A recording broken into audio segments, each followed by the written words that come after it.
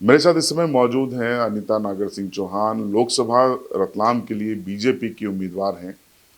बातचीत के लिए मौजूद हैं। 1 महीने का वक्त हो गया है आपको कैंडिडेट पार्टी ने बनाए हुए। क्या रिस्पॉन्स है? आप तमाम जगह जा रही हैं। मैं लगभग 2 तारीख को मेरा टिकट हुआ था और मैं 3 तारीख से लगातार कोई एक दिन भी नहीं चुका है और मैं मतदाताओं के बीच बूथ के कार्यकर्ताओं से मिली हूँ और मंडल स्तर पे गई हूँ और लगभग 1 महीना हो गया।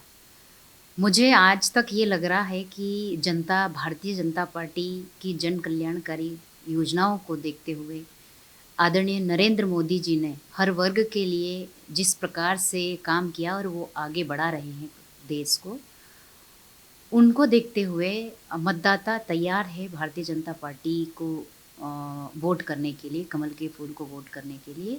और मुझे पूरा विश्वास है कि भारतीय जनता पार्टी विजयी होगी और आदरणीय नरेंद्र मोदी जी देश के तीसरी बार प्रधानमंत्री बनेंगे, क्योंकि उन्होंने जो सपना देखा है विकसित भारत बनाने का, तो उनका सपना ज़रूर पूरा होगा।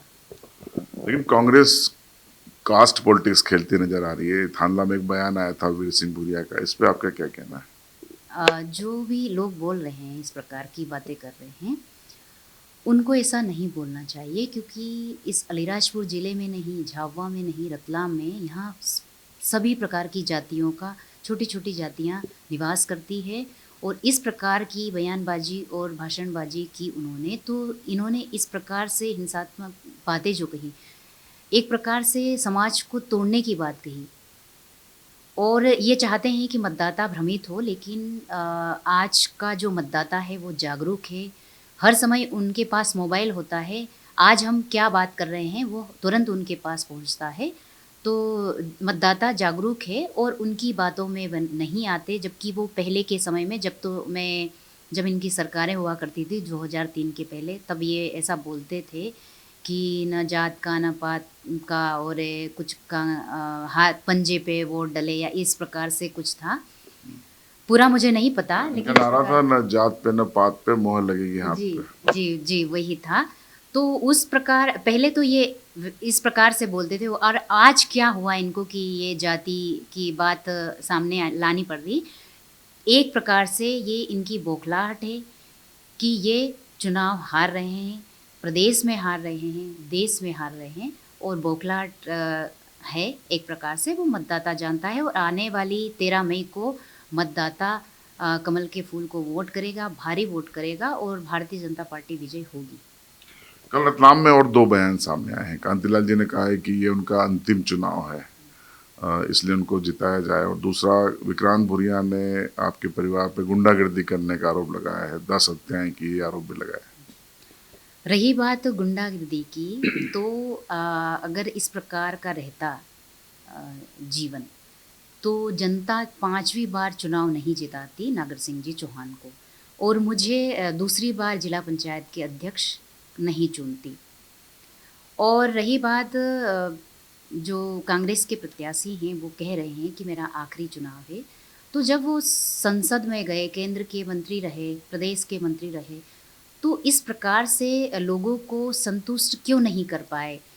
अलीराजपुर ज़िले में बहुत सारे अच्छी कॉलेजें आनी थी, जैसे कि मेडिकल कॉलेज आना था, कृषि कॉलेज आना था, क्योंकि खुद स्वयं कृषि मंत्री रहे। हमारे झाबुआ में आ जाता या रतलाम में आ जाता। तो बहुत सारी चीज़ें हैं जो जनता जानती है और अभी तो मन बना चुकी है भारतीय जनता पार्टी को वोट देने के लिए जनता। और हम जनता के विश्वास पर खरा उतरेंगे और मैं अच्छा काम करके दूँगी। अच्छा, आप तीनों जिलों में घूम रही हैं। आपने कुछ नोट किया होगा कि क्या करना चाहेंगे आप सांसद बनने के बाद? कुछ काम तय किए हैं, विजन बनाया अपना? जी। पहले तो रहेगा कि मेडिकल कॉलेज हमारे जो ज़िले हैं उनमें आना चाहिए, मेरी प्राथमिकता रहेगी। और दूसरा, हमारी जो बहनें हैं उनको लेकर मैं कुछ अच्छा करना चाहूँगी। और बार-बार पत्रकार भाई बंधु मुझसे पूछ रहे हैं कि पलायन का क्या रहेगा? तो ऐसा नहीं है कि भारतीय जनता पार्टी की सरकार आई और उनको रोकने के लिए का प्रयास नहीं किया। छोटे-छोटे उद्योग खोले हैं, जैसे कि भाभरा के जो सेजावाड़ा है वहाँ पर एक उद्योग बना है। और अभी अभी छकतला में माननीय मुख्यमंत्री जी ने घोषणा की है कि वहाँ पर उद्योग बना के देंगे। जो हीरा घिसने वाले भाई बहन हैं ना, उनको वहाँ रोजगार मिलेगा। और भी हम संसदीय क्षेत्र में जा रहे हैं, और जहाँ जहाँ जिस प्रकार के हमारे भाई बोलेंगे कि हम ये रोजगार करना चाहते हैं, उनको व्यवस्था करके देंगे। तो ये थी अनीता नागर सिंह चौहान, लोकसभा की उम्मीदवार। कांग्रेस के आरोपों पर उन्होंने पलटवार किया है और कहा है कि जो कांग्रेस कभी नारा देती थी, न जात पे न पात पे, मोहर लगेगी हाथ पर, अब वो कास्ट पॉलिटिक्स पर उतर आई है क्योंकि उनके पास मुद्दे नहीं है। इस इंटरव्यू पर आपकी राय कमेंट बॉक्स में जरूर बताएं।